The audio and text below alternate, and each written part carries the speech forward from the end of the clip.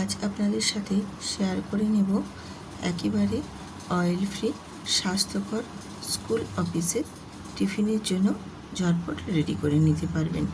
এতটাই সুস্বাদু এবং খেতে ভীষণ টেস্টি, একেবারে অয়েল ফ্রি সুন্দর একটা টিফিন রেসিপি, যেটা বাচ্চাদের টিফিন বক্স একদম ফাঁকা করে আসবে, এতটা সুন্দর।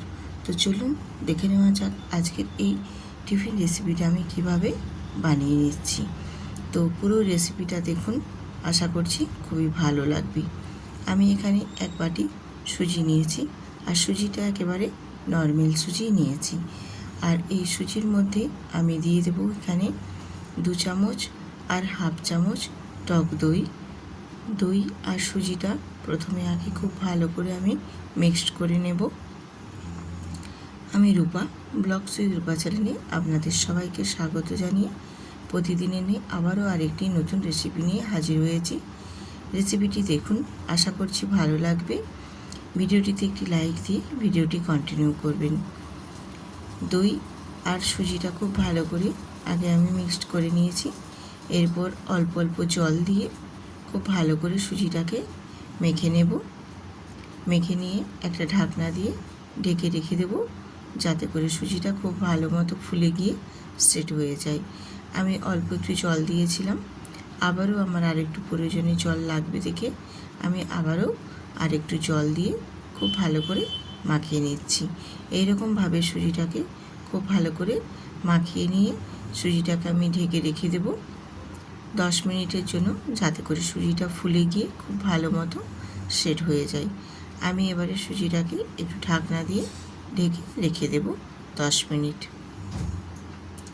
10 মিনিট পর ফিরে এসে তোমাদের দেখিয়ে দিচ্ছি সুজিটা আমি যে পর্যায়ে রেখেছিলাম অনেকটাই কিন্তু একদম মানে জলটা টেনে নিয়ে শুকনো শুকনো হয়ে গেছিলো। সেক্ষেত্রে আমি এখানে অফ ক্যামেরায় আর একটু অল্প জল দিয়ে সুজিটা ঢেকে রেখেছিলাম, যাতে ফুলে গিয়ে খুব সুন্দরভাবে একটা মেজারমেন্ট শেপ নিয়ে নেয়। ঠিক এই রকম পর্যায়ে সুজিটা রাখতে হবে। এরপর আমি সুজিটার মধ্যে দিয়ে দিলাম সামান্য অল্প একটু নুন স্বাদের জন্য, আর এখানে দিয়ে দিলাম হাফ বাটি নিয়েছি চালের গুঁড়ো। সেই চালের গুঁড়োটা আমি এখানে হাফ বাটি নিয়েছি, তার থেকেও হাফ আমি এখানে অ্যাড করলাম। দিয়ে সুজির সাথে খুব ভালো করে মিশিয়ে নেব। মেশানোটা কীরকম পর্যায়ে রাখবো সেটা দেখেই কিন্তু আমি চালের গুঁড়োটা পুরোটাই ব্যবহার করব। তো প্রথমে আমি আগে সবটা দিয়ে দেব না, প্রথমে আমি হাফটা দেব, তারপর আবারও হাফটা আমি পরে দিয়ে খুব ভালো করে সুজি আর চালের গুঁড়ো আর দইয়ের মিশ্রণটা খুব ভালো মতো মিশিয়ে নেব। এখানে আমি আর অল্প একটু পরিমাণে জল লাগবে, সেই জন্য আমি আবারও একটু জল এখানে দিয়ে দিলাম। জলটা দিয়ে ভালো করে খুব সুন্দর করে মিক্সড করে নিতে হবে। এইরকমভাবে জল দিয়ে অল্প অল্প জল দিয়ে খুব সুন্দর করে ব্যাটারটা একদম রেডি করে নিতে হবে। এরকমভাবে দেখো, একেবারে জলটা দিতে যাবে না, তাহলে ব্যাটারের থিকনেসটা ঠিকঠাক বোঝা যাবে না। তার জন্য বারে বারে জল দিয়ে ব্যাটারের থিকনেসটা খুব সুন্দর করে রেডি করে নিতে হবে।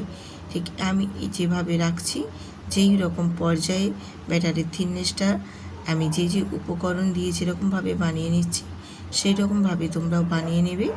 রেসিপিটি ভীষণ সুন্দর লাগবে, খেতে একেবারে অসাধারণ হবে।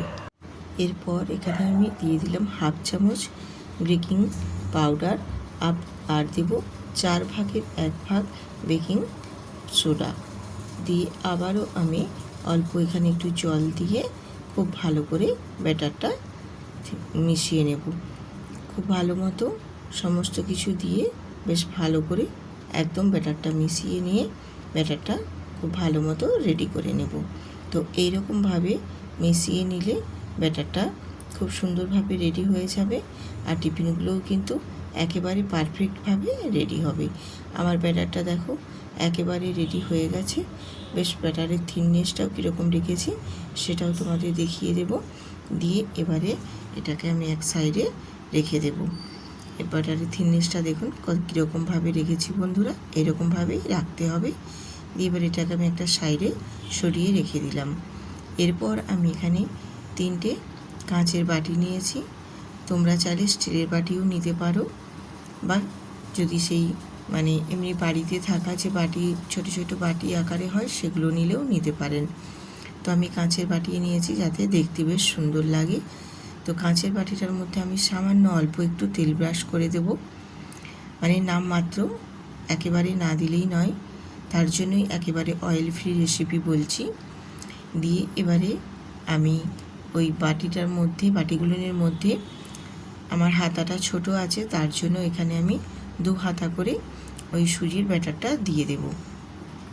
তোমাদের যদি বড় হাতা থাকে তাহলে সেক্ষেত্রে এখানে 1 হাতা করে দিলেই হবে।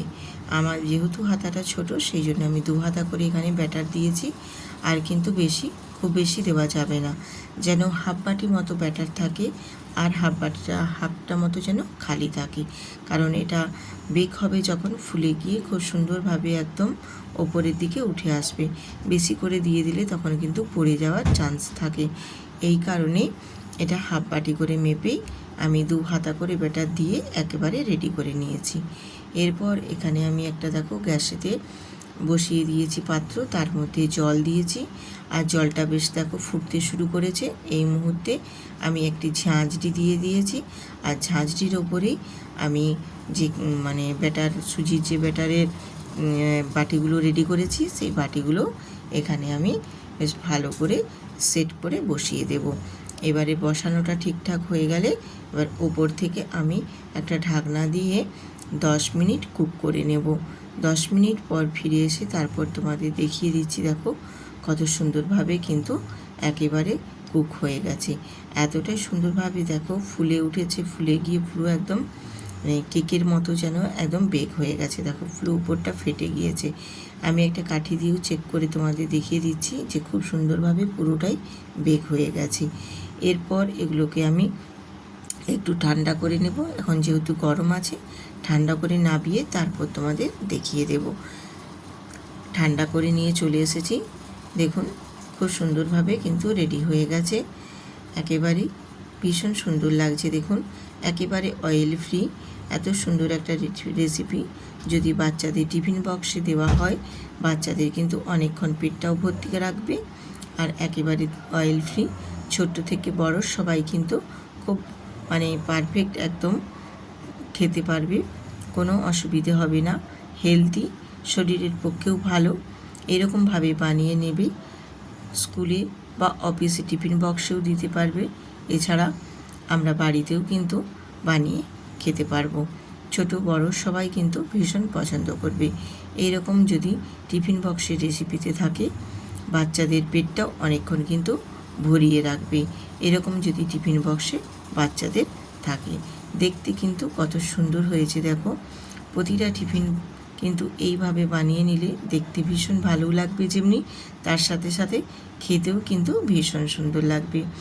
আমি কাঁচের বাটিতে বানিয়ে নিয়েছিলাম 3টে, আরও আমি পরে 2টো বানিয়ে নিয়েছি, সেই 2টোও আমি এখানে অ্যাড করে দিলাম। দেখো দেখতে কিন্তু ভীষণ সুন্দর হয়েছে।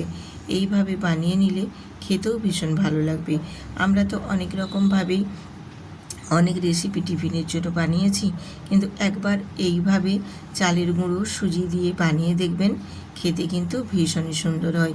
এগুলো তোমরা চাটনির সাথে বা সসের সাথেও পরিবেশন করতে পারো বা খেতে পারো। আমি এখানে এই টিফিনগুলো সব টমেটো সসের সাথেই পরিবেশন করছি। তোমাদের মানে তোমরা যদি পারো তাহলে চাটনির সাথেও খেতে পারবে। এটা খেতে কিন্তু ভীষণ সুস্বাদু এবং বাচ্চা বড় সবাই ভীষণ পছন্দ করবে, আর খুবই কম সময়ের মধ্যে ঝটপট কিন্তু একেবারেই রেডি হয়ে যাবে। দেখতে কত সুন্দর হয়েছে এবং কতটা লোভনীয় হয়েছে। দেখো স্পঞ্জে ভরা, ভেতরটা যেন একদম ভেতর থেকে বাইরে পর্যন্ত প্রতিটাই কিন্তু স্পঞ্জের মতো একদম নরম হয়েছে। দেখতেও যেমনি হয়েছে, খেতেও কিন্তু বন্ধুরা সেই রকমই অসাধারণ হয়েছিল। একবার হলেও বাড়িতে এইভাবে বানিয়ে দেখবেন, খেতে অপূর্ব লাগে। যদি আজকের এই আমার ভিডিওটি ভালো লেগে থাকে বন্ধুরা, তাহলে কিন্তু অবশ্যই বন্ধুদের সাথে শেয়ার করে ভিডিওটিতে এটি লাইক দিয়ে সাবস্ক্রাইব করে পাশে থাকবেন। আর যেসব নতুন নতুন বন্ধুরা আজকে আমার ভিডিওটিতে ভিজিট করেছে, অবশ্যই কিন্তু চ্যানেলটি সাবস্ক্রাইব করে বেল আইকনটি প্রেস করে রাখবেন, তাহলে নিত্য নতুন রেসিপি দেওয়া মাত্রই সবার আগেই আপনাদের কাছে পৌঁছে যাবে। আজ এখানেই রাখছি।